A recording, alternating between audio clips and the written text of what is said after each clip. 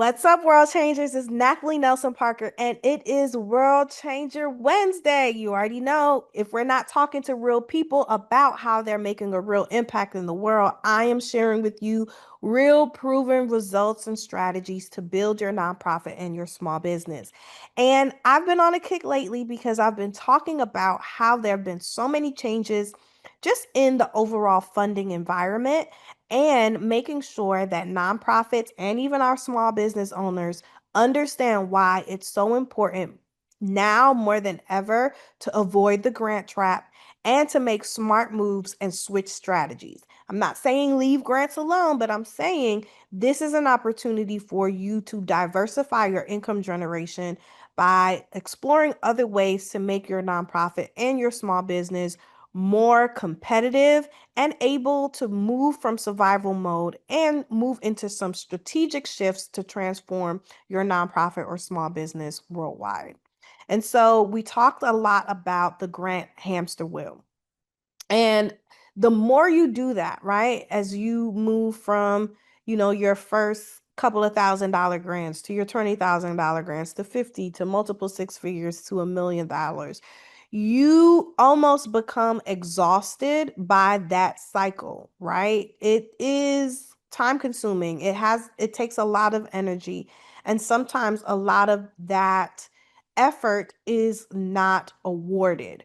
Or for those of us who have gotten federal grants or even state grants, and you see in the midst of the ever changing political landscape, the current government shutdown, that out of the blue, all of that funding could be paused, or even worse, it could stop. And so, from application to waiting to decision to implementing to reporting and repeat, sometimes we have to make sure that we're not always in the reactionary mode, right? That we become more strategic in our growth and we look for long term sustainability. And so, that's why I'm sharing this information, because I think it's so important that we understand the sobering reality of grant funding. Again, I'm not saying that you should not write grants. I'm not saying that you should not utilize and leverage the resources that are available through grants. What I'm saying is that we don't want to become grant dependent, right? That cannot be our only source of income. And so we have to understand that these statistics that we're seeing now is very crucial, and we need to make more informed decisions, especially for the future of our nonprofits and within our own funding strategy, right? The average success rate of grants, 3 out of 100. That means 3%. The average wait time, especially for grants that are our larger grants, the average wait time is 6 months, right? You might be lucky and you have one that runs on a quarterly basis, but on average, the wait time is 6 months. Some applications, depending on how large they are, if they're multi-year, if they're multi-millions, you can spend up to 40 hours. And that's not just one staff person. That's multiple staff people. That's if it requires an audit, you're thinking about your CPA or your accountant or your CFO, right? Then you have the person that's writing the grant. Then you have your reporter. Don't let it be a grant where you have to do some market research, right? All of these hours are poured into an application and you don't know if you're going to be successful. And that single source risk, I think, is the number that is most frightening. If you have a nonprofit or small business and that grant is the majority of your income that is generated, that single source risk is 85%. So I think it is so important for us to make sure that we understand the sobering reality of grant funding, right? And I think it's important that we understand these things, because then we can understand, hey, why is my nonprofit or small business like this? Why am I feeling frustrated? Why am I feeling insecure about the future of my nonprofit or my small business in this reality, right? Why are so many nonprofits closing? Why are they sunsetting, right? And this is because of the risk that grant dependency keeps a lot of organizations stuck. And I'm working with a few of them right now. through initiative that we're working with a client who've been awarded a very hefty federal grant, and they had to outsource work because two of the nonprofits that were leading the charge have sunsetted, right? And so we have to move from the survival mode mentality, right? We can't be constantly worrying and stuck uh, by the funding cycle, right? It helps prevent us from thinking strategically, and you need to be a long-term planner if you want your nonprofit or small business to be around and have long-term sustainability. We also want to know that there are funder driven programs, right? Mission drift occurs when an organization shapes everything they do around an available grant rather than the community's needs. And so you really want to make sure that you're being strategic and you have a balance of that in your nonprofit or small business. You also want to think about staff burnout, right? Teams become exhausted with the amount of energy that they have to put into applications instead of really focusing on the things that work, program delivery and impact. And I really think it's important that you have both, because what do I say all the time? Money chases what? Impact. So whether it's impact that you're making that's going to attract a grant funder, or impact that you're making that's going to attract a partner, a funding partner, right? And then limited innovation. I remember there was a program that we started and funded with an organization that really was successful. And by, I would say, year 6 or 7, we had become so fully grant funded that I myself, as the program coordinator, felt like, oh, we can't do this because this is what the funder really wants, and we can't do this. And there's something that kind of like internally clicks when you realize, like, oh man, we really need to pivot because we're moving away from the wants, needs, and desires of the people that we're called to serve, because we're centering where this money comes from. And so you want to make sure that you don't let go of that kind of experiential, that boots on the ground approach, because you become lock and step with a funder that doesn't necessarily represent the audience that you're called to serve. So all of these things are important because there is a better way, right? There is a way that you can serve who you're called to serve in your nonprofit or your small business, where you can be as innovative as possible and you can still attract funding without having to depend on grants, right? And so smart nonprofits and small business owners make sure that they break free from grant dependency by diversifying their revenue streams. And you're going to hear me say that all the time. I'm always talking about diversification of revenue streams. I know so many people right now that have lost so much of their federal funding in light of what's happening in this environment. And it's because they didn't make the pivot quick enough, right? They didn't look for predictable outcome. They didn't look for other opportunities to partner with other organizations where there was value and vision alignment. And unfortunately, that is impacting their bottom line. And so let's talk about what revenue diversification looks like versus grant dependency. So, in a grant dependent model, funding is usually something that is a reactive priority rather than something that is casted, right? So we want to make sure that we're in the revenue diversified model where we're doing proactive mission alignment. And for us, that is something that is casted. And when I say casted, I don't mean just month to month, week to week, day to day. I'm talking about 3 months, 6 months, 1 year, 2 year.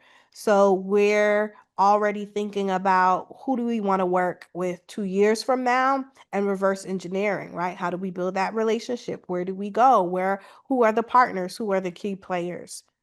Unpredictable revenue cycles and grant dependency. You're really depending on when that grant opens up.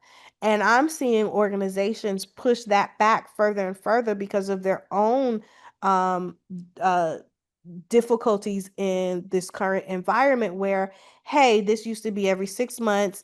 We're going to roll it out a year from now. And then a year from now comes and they say, you know what? Well, the board voted that we're going to do a multi-year. So we're not going to roll out to the next year. You really want to become the master of your nonprofit and small business by being able to predict predict your income streams, right? And again, I say that's a day-to-day process, week to week, month to month, quarter to quarter, year to year. You really need to be able to become intimately involved in your income stream so that you can have some predictability, or at least a plan, a strategic plan forward. Grant dependent models tend to limit program flexibility. They create high stress and uncertainty. And then the staff becomes focused on trying to obtain grants and funding rather than maximizing impact. And that's where the mission drift comes in, right? That's where you look up one day and you're like, how did we get here? This is not what we started this nonprofit or small business to do, but we're kind of locked in this limited growth because we're focused more on grants rather than focusing on our impact. Whereas if you have the revenue diversified model, you're constantly in an innovation mode, which creates program freedom, right? You can pivot, you can do new things, you can try new things, and attract new funders and new supporters. You're always in a sustainable growth mindset. How am I able to grow as fast as I can by doing the things that work rather than doing what is expected or required of me? And that is where mission-driven decisions come from, right? I'm not making a decision because I'm beholden to a funding organization, but I'm really looking at scalability and my own revenue potential based on the impact that we're able to make. And I want you to think about, as I'm saying, hey, cast your net, right? If I could get Bible for you, okay? Cast your net on the other side. I'm not saying forget about the fish and the grants on that side. I'm just saying cast your net in another way. And so here are some ways that you can leave this World Changer Wednesday webinar today and look at some alternative streams and revenue that you can look into for your nonprofit or small business beyond grants. And when I say this, I want you to think about stability, predictability, and growth potential. I want you to think about corporate partnerships. What are some long-term strategic alliances that you can make with businesses that share your values, creating mutually beneficial relationships beyond a one-time partnership or sponsorship?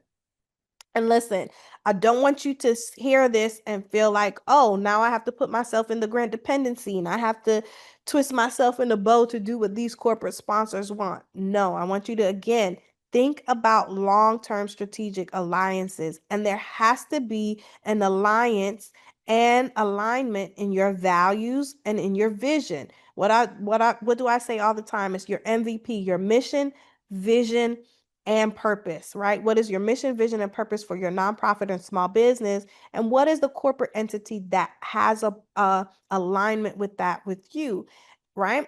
And then I want you to think about your social enterprise, right? What are businesses that are focused on making a social impact, and how does it create jobs, serve communities, generate sustainable income and streams, right? You could think about that in a local way. What is your city? What is your municipality? What is happening regionally? What is happening in your state that you can connect and build impact while also generating revenue for your nonprofit or small business? And you can't forget fee for service. Nonprofit does not mean not profitable, right? You can offer training, consulting, educational services. You can leverage your expertise in your nonprofit to generate consistent revenue. And if you haven't already, I want you to go ahead and download our ebook and take our free webinar on how to turn your grant into a contract. How do you position yourself to be able to get contracts by really leveraging the programs and the work that you're already doing? And then you can't forget individual giving. How do you build lasting relationships with donors through storytelling, through stewardship, and meaningful engagement strategies? And this is what's going to help you to make that transformation process, to strategically move from dependency to revenue diversification in a systematic approach, of course. Right? So you're going to assess your current state. What is my current revenue mix? What are the areas that I'm probably overly dependent, and I need to evaluate some of the strengths and the assets of our organizations so that we can identify, right? We're moving to the transformation process so that we can move from the current state to identifying opportunities. Where can we explore some revenue streams that align with our MVPs, our mission, vision, and purpose? How can we leverage our expertise and serve the market needs? And then developing a strategy around that. Create a comprehensive plan. Think about the timelines, the resources. What are your goals? And I do this every year at the end of the year. Well, really, I do it at the middle of the year, assessing where we are and what we've accomplished and what we still need to do, and then setting some goals for 2026. And then I look at it after month 6 at the end of the year and make the plan for the following year, right? Create some timelines around it, identify some resources, create some measurable goals, right? Whether that's a dollar amount or whether that's partnerships or contracts that you want to get. Become so strategic and so visionary that you can see it, taste it, touch it, because that's going to help you move towards implementation and scaling. You're going to launch the programs, you're going to set up the meetings, you're going to measure the results, and then you can systematically expand to your successful revenue streams. And so I want to tell you how this works. And I'm going to share a story. I'm not going to share the person's name or how we did it, but we were able to transform one rejected grant application into $250,000 recurring contract. Okay. We repositioned the program.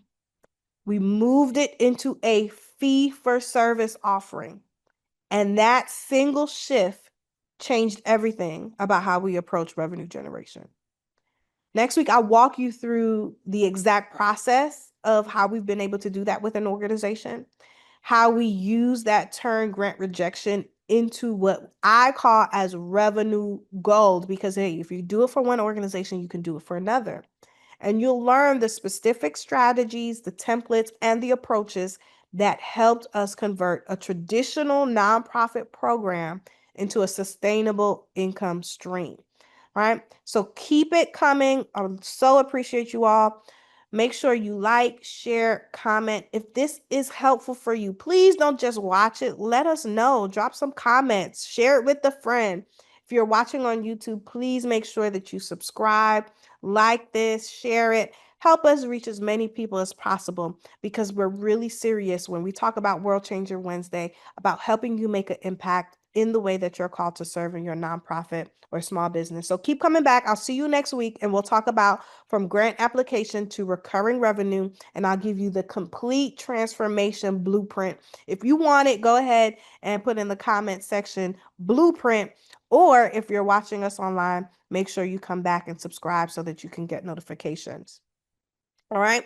And so why are we doing this? Because we want you to break free. We want you to take action today. We want you to share your experience. We want you to join the movement and escape the grant hamster wheel. And we also have a free strategic guide for you, 5 ways to position your grant work as contract ready services. It is a free guide. It's on me. And listen, we do this not because we have to, we do it because we want to, because we care about you and your mission. So make sure you take care and utilize all the resources that we're offering for you to be the world changer that you're called to be. Have a great one. See you next week.